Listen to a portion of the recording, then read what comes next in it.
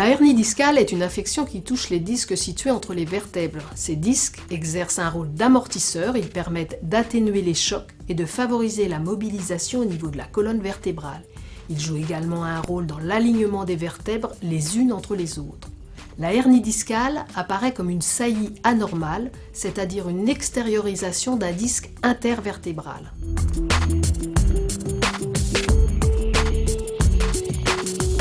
La hernie discale se manifeste par une douleur intense située dans la zone de la hernie. La douleur peut s'étendre jusqu'à un membre car elle peut comprimer un nerf passant à proximité.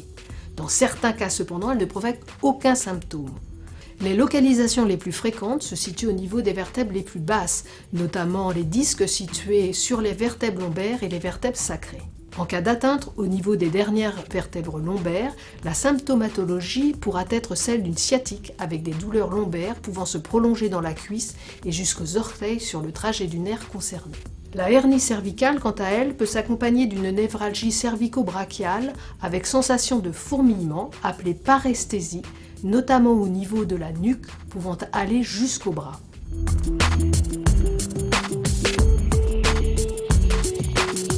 Le diagnostic est suspecté sur la description des douleurs par le patient, leur localisation et bien sûr l'examen clinique.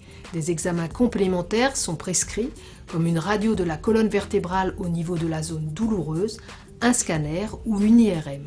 Ces examens permettent en général de confirmer le diagnostic et de localiser la hernie.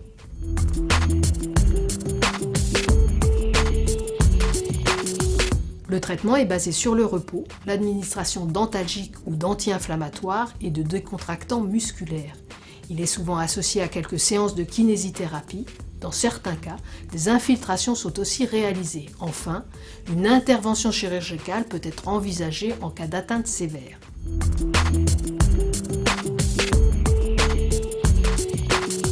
La survenue d'une hernie discale peut être prévenue par l'application de quelques précautions.